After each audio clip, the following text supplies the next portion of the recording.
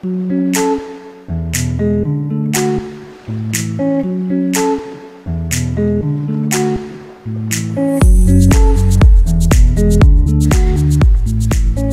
et bienvenue à tous sur notre chaîne Astronature 49. Et dans le contexte des éphémérides du ciel du mois de septembre 2020, nous allons ainsi vous commenter dans cette vidéo l'une des dernières actualités, donc dans le domaine de l'astronomie, astronautique ou du spatial, et donc toujours en compagnie de Mathieu et de Pascal. Alors Pascal, je me tourne tout de suite vers toi puisque ça fait maintenant 1 an que tu es arrivé sur notre chaîne et c'est avec plaisir que nous t'avons accueilli il y a 1 an et c'est toujours avec plaisir que nous t'accueillons tous les mois et je suppose que toi aussi c'est de même. Tout à fait, on est reparti pour une nouvelle année, donc c'est ça. Au contraire. Une année riche en découvertes et en surprises. En surprises, c'est ça.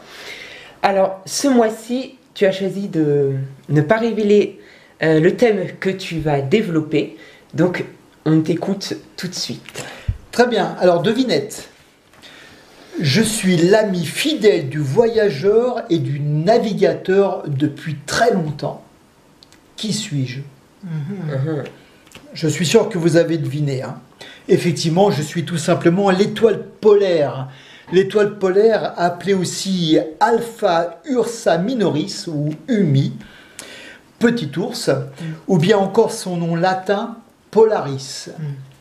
Alors effectivement, c'est l'étoile qui marque la position du pôle nord céleste. Pourquoi ? Bien tout simplement parce qu'elle se trouve dans le prolongement de l'axe de rotation de la Terre.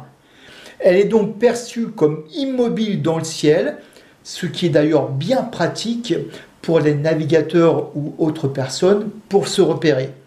D'ailleurs, si par hasard, bien, vous devez vous réveiller un matin et vous voyez l'étoile polaire assez basse sur l'horizon, c'est que vraisemblablement, quelqu'un vous a transporté la nuit et vous a mis près de l'équateur.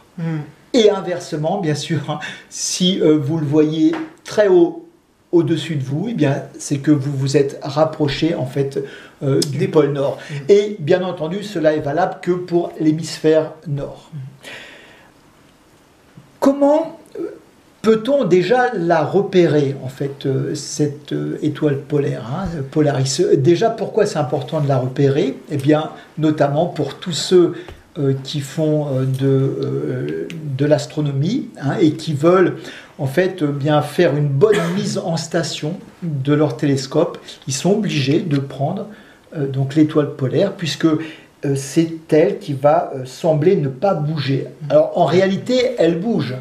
Mais elle est tellement dans son axe qu'on a l'impression qu'elle ne bouge pas. Un petit peu comme une toupie qui, en son point axial, eh bien, on a l'impression qu'elle ne bouge pas. Oui, c'est ça. Mais en fait, bien sûr qu'elle bouge. Alors, pour la repérer, c'est facile.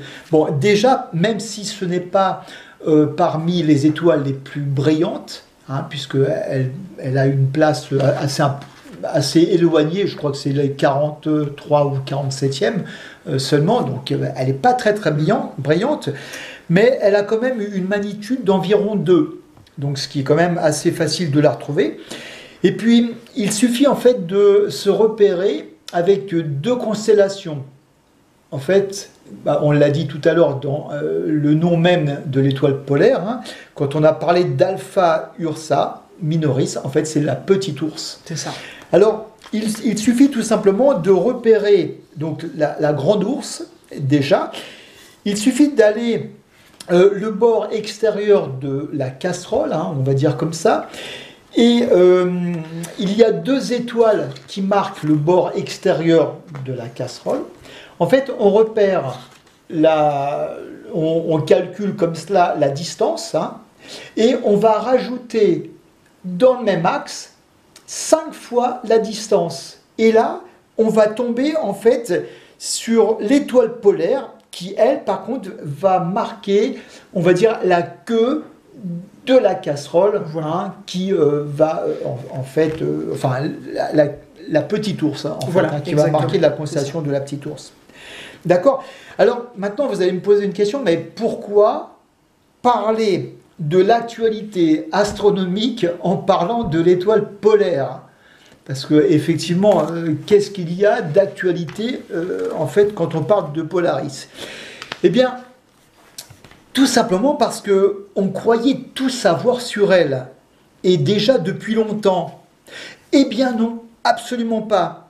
Les dernières découvertes montrent qu'en réalité, on ne sait pas grand-chose de l'étoile polaire. Et cela pour plusieurs raisons. On va les voir tout de suite après. Mais alors déjà, qu'est-ce qu'on sait sur l'étoile polaire? Eh bien, sur Polaris, on sait qu'il s'agit d'une étoile multiple. Déjà, c'est pas seulement l'étoile polaire. Hein. En fait, c'est une étoile multiple avec une étoile principale qui est en fait une supergéante jaune-blanche appelée Alpha Ursa Minoris, grand A, petit a. Et puis deux autres qui lui sont proches, que l'on a nommés, en fait, Alpha Ursa Minoris, grand A, petit b, et une autre encore qui s'appelle B. Donc c'est très simple. Et il y en a deux autres un peu plus éloignés également que l'on a nommés C et D. Hein. Heureusement qu'il n'y en a pas d'autres, sinon on n'aura peut-être pas assez des lettres de l'alphabet. Hein. Voilà, en tout cas, vous voyez, on se simplifie un petit peu les choses en astronomie pour nommer les étoiles. Hein. Il y en a tellement.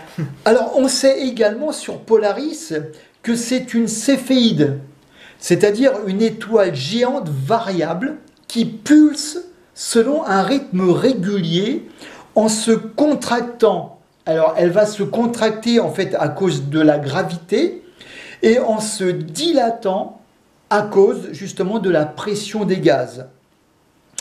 Et ce mécanisme de respiration, et d'ailleurs l'observation également et les calculs que l'on a fait de cette étoile, eh bien, va nous renseigner sur son évolution, sur sa masse, sa température, sa densité, son diamètre et également sa distance.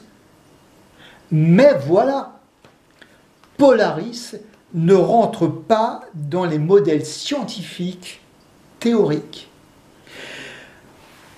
Et on en vient en fait aux trois raisons pour lesquelles en fait ça ne colle pas. Polaris ne rentre pas dans les cases des modèles scientifiques théoriques. Par exemple, sur la mesure de sa densité et de son diamètre, eh bien, on l'a mesuré à 3,11 ou encore 3,55 masses solaires. Alors que les modèles théoriques d'évolution des étoiles, eh bien, lui donnent une masse solaire 2 fois plus grande, 5,9 à 6,9 donc masse solaire. Donc en fait, elle serait déjà 2 fois plus petite que ce que nous renseigneraient donc les calculs en fait hein, et les modèles théoriques. Et puis Polaris, donc l'étoile principale, hein, eh bien aurait entre 60 et 100 millions d'années. Alors notez bien que sa petite sœur qui est à côté, hein, on a parlé de Polaris B, eh bien elle serait 10 fois plus vieille. Ah oui. 1,5 million d'années. Alors, on se pose la question, mais comment c'est possible dans un couple stellaire? Oui, c'est un petit peu comme si une femme accouchait de jumeaux et qu'un des deux jumeaux serait 10 fois plus vieux que l'autre. C'est pas normal. Hein, donc c'est un petit peu incompréhensible. Hein. Et puis, troisièmement, sa position même est une énigme. En fait, sur le satellite Hipparcos, hein, envoyé en 1989, le télescope avait situé Polaris entre 323 et 432 années-lumière. Donc là, c'était en 1989. D'accord ? Un an après, Hubble, donc le télescope, eh bien, avait mesuré également la distance de Polaris à 520 années-lumière. Vous voyez un petit peu l'écart.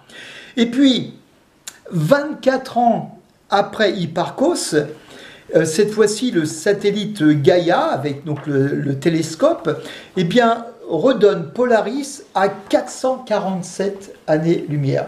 Donc, en fait, pratiquement presque la même chose que ce que son ancêtre 23 ans plus tôt avait révélé, hein, c'est-à-dire Hipparcos. Alors oui, en résumé, on pensait bien connaître l'étoile polaire. Mais pour reprendre les paroles de Hilding Nilsson, donc professeur d'astrophysique de l'Université de Toronto, il dit à propos de Polaris, plus on en apprend, moins on la comprend. Et vous savez, cela m'a fait penser en fait à une autre citation de Job, par exemple, qui dit « Connais-tu les lois qui régissent les cieux ?» Eh bien, en fait, non. On pensait effectivement connaître les lois qui pouvaient régir des étoiles comme Polaris, et en fait, on se trompe on se rend compte qu'on se trompe.